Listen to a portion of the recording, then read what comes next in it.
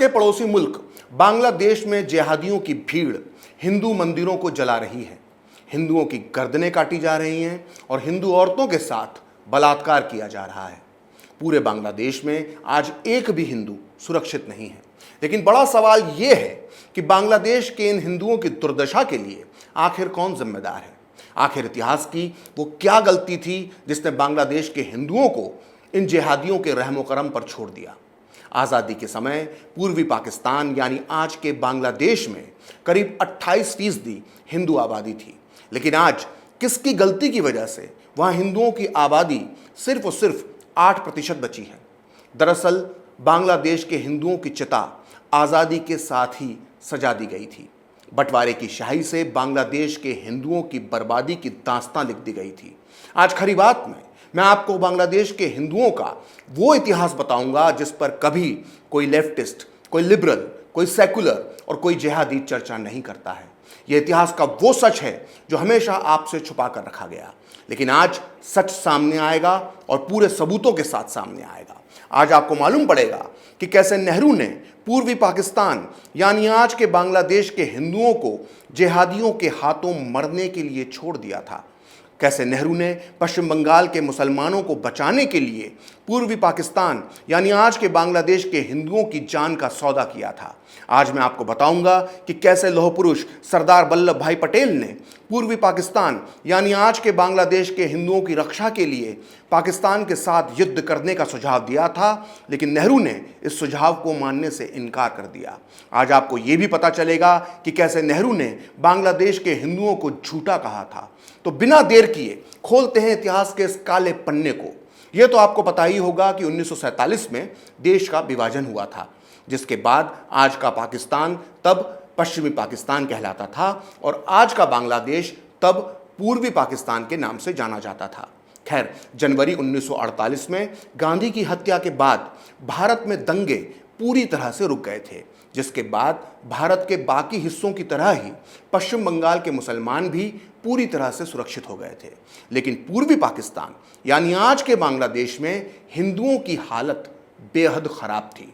मुस्लिम दंगाई उन्हें चुन चुन कर मार रहे थे, जिसकी वजह से 1948 के आखिरी महीने तक पूर्वी पाकिस्तान यानी आज के बांग्लादेश से लाखों की तादाद में बंगाली हिंदू अपना सब कुछ छोड़कर पश्चिम बंगाल आ गए। इन शरणार्थियों की स्थिति जानवरों से भी बदतर थी।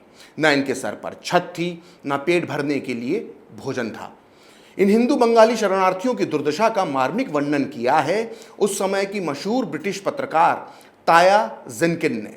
ताया जेनकिन 1948 में ब्रिटिश अखबार द गार्जियन की भारत में संवाददाता थी। उन्होंने 1948-49 में पश्चिम बंगाल का दौरा किया था, जहां उन्होंने बेहद करीब से पूर्वी पाकिस्तान से भगाए गए बंगाली हिंदुओं की दुर्दशा को खुद अपनी आंखों से देखा था, जिसका वर्णन उन्होंने अपनी मशहूर किताब इंडिया रिपोर्टिंग में किया है, जो 1962 में लंदन में प्रकाशित हुई थी। इस किताब के पेज नंबर 25 पर ताया जेनकिन जो लिखती हैं उसे पढ़कर पत्थर दिल इंसान के भी रोंगटे खड़े हो जाएंगे। जेनकिन लिखती हैं कि पूर्वी पाकिस्तान यानी वर्तमान बांग्लादेश से आए हिंदू शरणार्थी रेलवे प्लेटफॉर्म पर ही रहते हैं, खाते, शौच जाते और वहीं शारीरिक संबंध बनाते थे। भिनभिनाती मक्खियों से भरे प्लेटफॉर्म पर छोटे छोटे बच्चे पड़े रहते और डायरिया जैसी बीमारियों के शिकार बनते। कॉलरा के मरीज अपनी उल्टी को फर्श पर पड़े पड़े देखते रहते। कई लोग आवारा जानवरों के साथ सड़क पर या गलियों में ही सो जाते। वो इन जानवरों की तरह ही नाली से पानी पी लेते, कचरे के ढेर से कुछ निकाल कर पेट भर लेते और कचरे के ढेर पर ही सो जाते। इस दर्दनाक मंजर को सुनने के बाद आपके मन में ख्याल आ रहा होगा कि नेहरू की सरकार उस समय क्यों कुछ नहीं कर रही थी। दरअसल नेहरू की सरकार अपनी ही गलतियों की वजह से लाचार हो गई थी। मुस्लिम तुष्टीकरण की वजह से उसने बंटवारे के वक्त हिंदू मुस्लिम जनसंख्या की अदला बदली नहीं की थी, यानी भारत के सारे मुसलमान पाकिस्तान चले जाते और पाकिस्तान के सारे हिंदू भारत आ जाते। अगर ऐसा कर दिया जाता तो आज बांग्लादेश में हिंदुओं को इस तरह जिहादियों का शिकार नहीं बनना पड़ता। लौह पुरुष सरदार पटेल का भी यही मानना था। 1948 में जब पूर्वी पाकिस्तान यानी आज के बांग्लादेश से जब लाखों हिंदू पश्चिम बंगाल पहुंचने लगे तो सरदार पटेल ने प्रधानमंत्री जवाहरलाल नेहरू को एक पत्र लिखा और ये सलाह दी कि पूर्वी पाकिस्तान से जितनी तादाद में हिंदू आ रहे हैं उतनी ही तादाद में यहाँ से मुसलमानों को यानी पश्चिम बंगाल के मुसलमानों को पूर्वी पाकिस्तान भेज दिया जाए। सरदार पटेल की यह सलाह सुनते ही नेहरू बौखला गए। धर्मनिरपेक्षता की दुहाई देते हुए नेहरू ने सरदार पटेल को 27 अक्टूबर 1948 को एक पत्र लिखा। ये पत्र छपा है selected works of Jawaharlal Nehru की सीरीज नंबर 2 के वॉल्यूम नंबर 8 के पेज नंबर 286 पर। आपकी जानकारी के लिए बता दूं कि जवाहरलाल नेहरू ने अपने जीवन में जो भी लिखा या जो भी कहा वो सब इंदिरा गांधी सरकार की देखरेख में selected works of Jawaharlal Nehru में प्रकाशित करवाया गया है, इसलिए इसकी सत्यता पर कोई भी उंगली नहीं उठा सकता। खैर, नेहरू ने सरदार पटेल को लिखा कि आपने सलाह दी है कि हमें पाकिस्तान को यह स्पष्ट संदेश दे देना चाहिए कि अगर उनके यहाँ से हिंदुओं का पलायन जारी रहता है तो पश्चिम बंगाल से उतनी ही संख्या में मुसलमानों को पूर्वी पाकिस्तान यानी वर्तमान बांग्लादेश भेजने के अलावा हमारे पास कोई और विकल्प नहीं बचता है। मेरी ये स्पष्ट सोच है कि पश्चिम बंगाल से मुसलमानों को पूर्वी पाकिस्तान भेजे जाने के विनाशकारी परिणाम होंगे। मुझे लगता है कि ये हमारी धर्मनिरपेक्षता की नीति के खिलाफ होगा। भारत का प्रत्येक मुसलमान खुद को एक विदेशी महसूस करेगा और उसे लगेगा कि हम एक हिंदू राष्ट्र की स्थापना कर रहे हैं। इससे पूरी दुनिया में हमारी छवि खराब होगी। हमारे पास अगर कोई और विकल्प नहीं है तो फिर हमें पूर्वी पाकिस्तान से आने वाले हिंदू शरणार्थियों को लेने से इनकार कर देना चाहिए। उन्हें यानी हिंदू शरणार्थियों को रोकने के लिए हम परमिट लागू कर सकते हैं। तो सुना आपने धर्मनिरपेक्षता के मसीहा नेहरू के इन महान विचारों को। सोचिए, मुस्लिम तुष्टीकरण की राह में नेहरू इंसानियत की सारी हदें भूल गए थे। पश्चिम बंगाल के मुसलमानों को बाहर ना भेजना पड़े, इसके लिए वो बंगाली हिंदुओं को पूर्वी पाकिस्तान के कसाईयों के हाथों मरने के लिए छोड़ देना चाहते थे। जब नेहरू जनसंख्या की अदला बदली के लिए नहीं माने तो सरदार पटेल ने एक और नया सुझाव दिया। उन्होंने 4 नवंबर 1948 को नागपुर में पाकिस्तान को चेतावनी देते हुए कहा कि अगर उसे हिंदुओं को निकालना ही है तो उसे भारत को अपने हिस्से की जमीन देनी होगी जिस पर इन बंगाली हिंदुओं को बसाया जा सके। सरदार पटेल ने नागपुर में जो भाषण दिया था वो छपा है इस किताब में जिसका नाम है सरदार पटेल, मुसलमान और शरणार्थी, जो इस वक्त मेरे हाथ में है। इस किताब के पेज नंबर 176 के मुताबिक उस दिन सरदार पटेल ने कहा था कि हमारे लिए चिंताजनक समस्या ये है कि लाखों लोग पूर्वी पाकिस्तान से पश्चिम बंगाल में आ रहे हैं। पूर्वी पाकिस्तान में 1.25 करोड़ हिंदू हैं। पंजाब में हम हिंदुओं और सिखों को देश छोड़ चुके मुसलमानों की जगह पर बसा सकते हैं, लेकिन पूर्वी पाकिस्तान से आए हिंदुओं की समस्या से कैसे निपटा जाए। हमें पाकिस्तान को साफ साफ बता देना चाहिए कि यदि आपने हिंदुओं को निकालने का संकल्प ले लिया है तो उन्हें बसाने के लिए हमें यानी भारत को आप पर्याप्त भूमि दें। खैर, 1948 का साल तो निकल गया, लेकिन 1949 के आखिर में हालात पूरी तरह से बेकाबू हो गए। ढाका, चटगांव, नोआखली, बरिशाल, सिलहट, राजशाही, मेमन सिंह समेत पूरे पूर्वी पाकिस्तान में बंगाली हिंदुओं का नरसंहार शुरू हो गया। करीब करीब 5 लाख बंगाली हिंदुओं को कत्ल कर दिया गया। वहीं 50 लाख बंगाली हिंदू जान बचाकर हमेशा हमेशा के लिए पश्चिम बंगाल आ गए। मामले की गंभीरता को देखते हुए नेहरू ने एक कैबिनेट की बैठक बुलाई। इस बैठक ने बाद में जाकर भारतीय इतिहास की दिशा ही बदल दी। इस सनसनीखेज बैठक में क्या हुआ था इसका वर्णन किया है भारत के मशहूर लेखक डॉक्टर दिनकर जोशी ने अपनी किताब महामानव सरदार में, जो इस वक्त मेरे हाथ में है। इस किताब के पेज नंबर 281 पर लिखा हुआ है कि कैबिनेट की बैठक में सरदार पटेल ने कहा कि हिंदू शरणार्थियों को बसाने के लिए भारत को पाकिस्तान से ज़मीन मांगना चाहिए। कैबिनेट का बहुमत सरदार पटेल के साथ था, लेकिन नेहरू नहीं माने। इस पर कैबिनेट मंत्री श्यामा प्रसाद मुखर्जी और केसी नियोगी दुखी हो गए और वो दोनों बैठक छोड़कर चले गए। नेहरू ने इससे खुद को अपमानित महसूस किया और उन्होंने सरदार पटेल को एक पत्र लिखा कि मैं इस प्रकार काम नहीं कर सकता। अगर बहुमत मेरे साथ नहीं है तो फिर आप प्रधानमंत्री पद की जिम्मेदारी संभाल लें। मैं मुक्त हो जाऊंगा और बंगाल की सीमा पर जाकर गांधी जी के समान निर्वासितों के बीच कार्य करना ज्यादा उचित समझूंगा।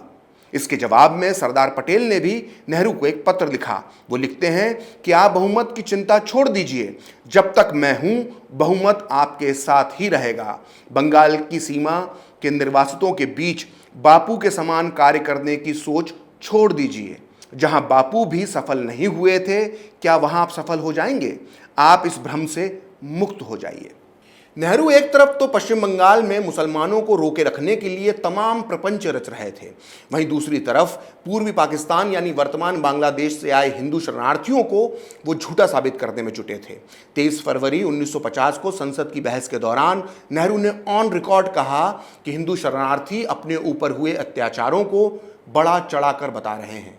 इसके बाद नेहरू ने 6 मार्च से लेकर 15 मार्च 1950 के बीच पश्चिम बंगाल का दौरा किया, जहां वो कई शरणार्थी कैंपों में गए थे और इन्हीं में से एक था राणा घाट का शरणार्थी शिविर, जिसके बारे में नेहरू ने संसद में दावा किया कि इस कैंप में पीड़ित बंगाली हिंदू महिलाओं ने गहने पहने रखे थे, इसलिए ये माना जाए कि पूर्वी पाकिस्तान से हिंदुओं को आराम से सामान के साथ आने दिया जा रहा है।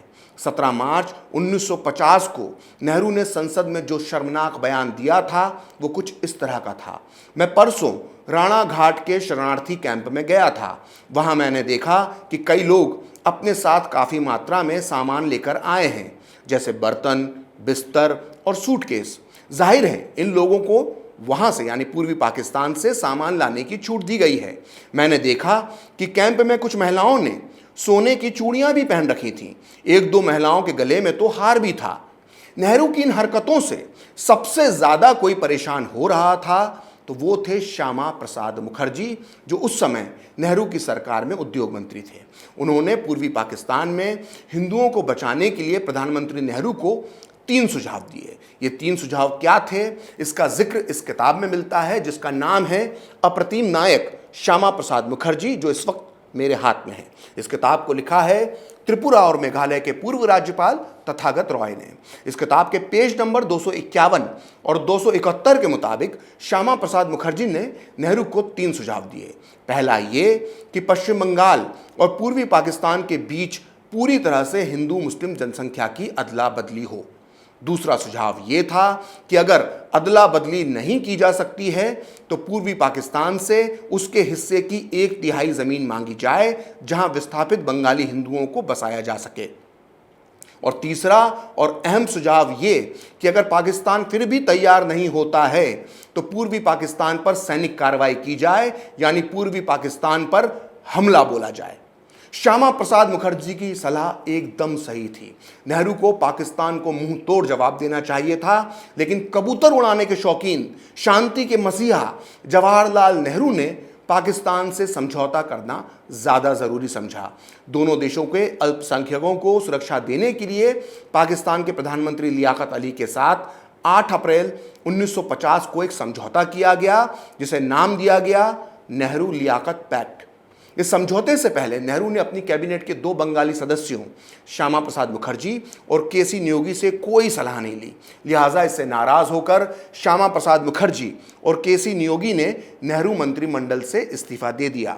अपना इस्तीफा देने के बाद 19 अप्रैल 1950 को श्यामा प्रसाद मुखर्जी ने संसद के खचाखच भरे हॉल में जो कहा था वो 70 साल बाद भी पूरी तरह से सच साबित हुआ है।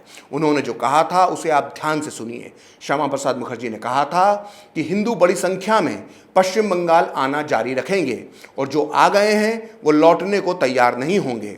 दूसरी तरफ जो मुस्लिम चले गए हैं वो अब वापस पश्चिम बंगाल लौटेंगे। नेहरू लियाकत समझौते के मुताबिक जो हमने वादा कर लिया है उसके बाद मुसलमान भारत नहीं छोड़ेंगे। इस प्रकार हमारी अर्थव्यवस्था बिखर जाएगी और हमारे देश के भीतर भयंकर टकराव होगा। श्यामा प्रसाद मुखर्जी ने जो कहा था वो पूरी तरह से सच साबित हुआ। नेहरू लियाकत समझौते के बाद भी पूर्वी पाकिस्तान में हिंदुओं पर अत्याचार नहीं रुके और आज तक नहीं रुके हैं। 1941 में पूर्वी पाकिस्तान यानी बांग्लादेश में 28% हिंदू आबादी थी और आज ये आलम है कि बांग्लादेश में सिर्फ 8% ही हिंदू बचे हैं। ऊपर से बांग्लादेश से लाखों की तादाद में मुस्लिम घुसपैठिए भारत में आ गए हैं। नतीजा ये है कि आज पश्चिम बंगाल में यानी भारत के हिस्से वाले बंगाल में 27% मुसलमान हैं। यानी पश्चिम बंगाल ने हिंदू शरणार्थियों का बोझ तो झेला ही झेला, उसे मुस्लिम घुसपैठियों का बोझ भी झेलना पड़ रहा है।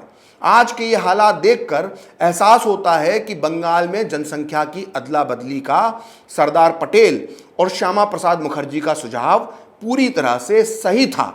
अगर कुछ जिहादी, लिबरल और वामपंथी सोच के लोगों को लगता है कि सरदार पटेल और श्यामा प्रसाद मुखर्जी की सोच सांप्रदायिक थी, तो फिर उन्हें उनके परमपिता डॉक्टर भीमराव बाबा साहेब अंबेडकर के विचारों को पढ़ना चाहिए।